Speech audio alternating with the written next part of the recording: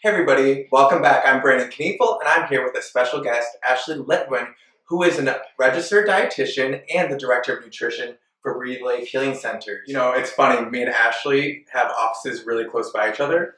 So we'll pop into each other's office, sit down when we're supposed to be doing work, sorry bosses, and talk for like an hour about eating disorders, gay men, the whole LGBTQ community. And what shows up for us. Ashley's a registered dietitian nutritionist, but she's what we call therapeutic RD. So she has like the therapeutic qualities. She's not just like, well, for your body type, you should do this kind of diet. She's not going to give you that information. She's going to get to the heart of the issue with you. And that's why, I love Ashley, because our therapists often go to her for ways to address these really, really complicated issues in our clients. Right. Yeah, I mean, that's the reason why I call myself a dietitian who doesn't diet, because, for years and years and years, all I was immersed with was tell the person that you're working with how many grams of carbs or fat or protein to eat. Okay, great. That can look good on paper, but how does that really translate into what you're doing every day? Right. And what I want to know is if you're under eating in efforts to lose weight or sculpt the body in a way that's unnatural for what your body needs, it will always, always, always end in overeating or binge eating. One of my favorite things that Ashley told me that like kind of blew my mind, and I feel like it's kind of simple because, it's like cause and effect, but she said, every deprivation is a binge in the bank. Every time I restrict what I'm going to eat throughout the day, and it made sense to me because, I'm like, I'm going to have a banana and a protein bar for breakfast, I'm going to have a salad for lunch, and then I'm going to go home to the gym, and then I'm going to cry and eat pizza and ice cream. Right? It's like crying over that pizza and ice cream. And then be pissed at myself, so then the next day I'm like, Start all over right, again. banana, protein bar, salad. Mm-hmm. And, we joke about that a lot of times because we know what that experience is. Absolutely.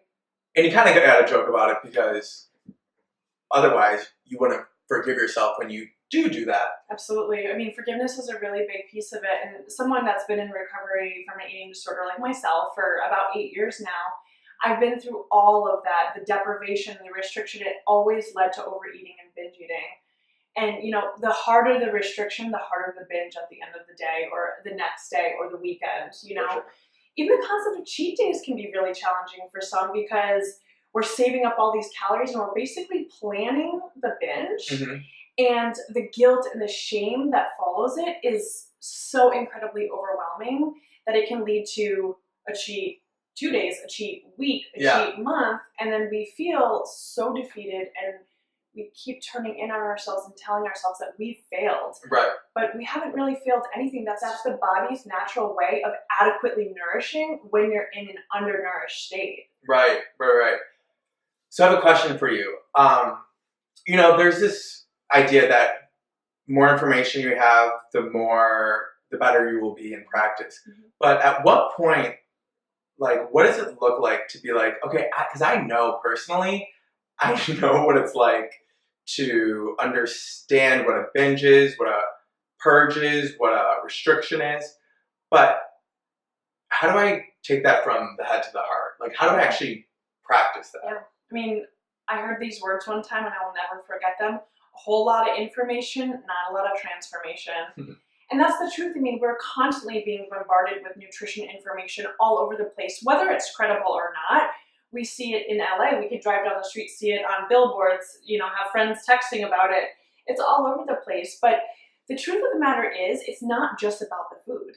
Mm-hmm. It's about looking at the relationship that you have to food. Are you manipulating food? Are you manipulating your body in the gym? Are you excessively exercising to reshape your body in efforts to seek validation or better self-worth? Mm-hmm. So really taking it from the head to the heart is being really honest and truthful to yourself as to what you're doing. I think sometimes we slip into these really chaotic eating behaviors, mm-hmm. and it can be masked as healthism. It can be masked as something good, a good effort towards health. I'm doing better, I'm eating cleaner. But when we really stop at the end of the day and we look at, oh, wow, for 90 to 100% of my day, I was preoccupied Right. with food, Yeah. or when am I going to get to the gym? I got to get to the gym now, or if I miss it, God knows what will happen. That's not nourishing. That's not peaceful. Oh yeah, for sure. And I'll never forget this experience. So my whole life, I've always, been an overachiever. Not trying to impress people, but trying to like just do it for myself. And so I was always in the gym from like 12 on. And I remember Ashley in my office one day, I said something like, it was either I want to lose 5 pounds or gain 5 pounds of muscle. And Ashley just looks at me and she's like, that's body dysmorphia. And she literally walked out of the room, like just point blank. And the first step literally is self-honesty. Right. Like as soon as you said that, I had to be like, okay, she gave me some honesty. I can either deny it or I can be like, okay, there is body dysmorphia happening. And now every time I do something that tries to alter my, body in a way that's incongruent with the way it actually is in reality, or the way that it would be in a healthy state, my mind's full of like the, emotional and spiritual information that you get from really looking at that experience. So, like you said, you really just got to get honest with yourself. Yeah. I mean, I don't even remember saying that, but I believe that I probably would have, because, it comes up for me a lot.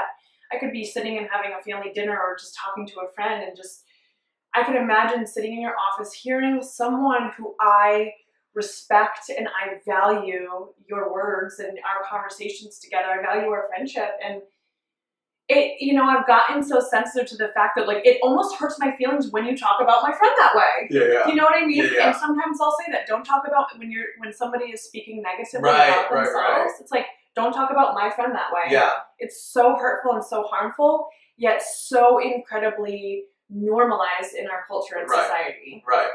Yeah. Like, I don't want to wear tight shirts because then I have to suck my belly all the time. And, Ashley's over there thinking, don't talk about my friend that way. Exactly. And at the end of the day, if I can drop down a, quote unquote truth bomb, and that can shift the way that you're thinking about yourself, that's what I'm here on this planet to do. Because, this working in mental health isn't, the easiest road to go down, but it takes someone that's truly passionate about recovery and about healing.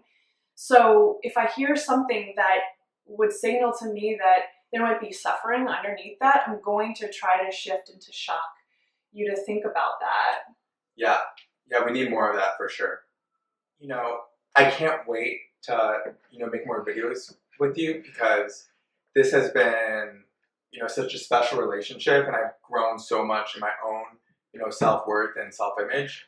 And I can't wait for our next one. But, until then, I just want to say, follow Ashley Litwin. Her private practice is Nutrition Unveiled, and you can find her on social media. I'll have that all in the links below. And again, if you like what you hear, please subscribe, like, or comment, or share with friends and family. Thank you so much. Until next time, bye everyone.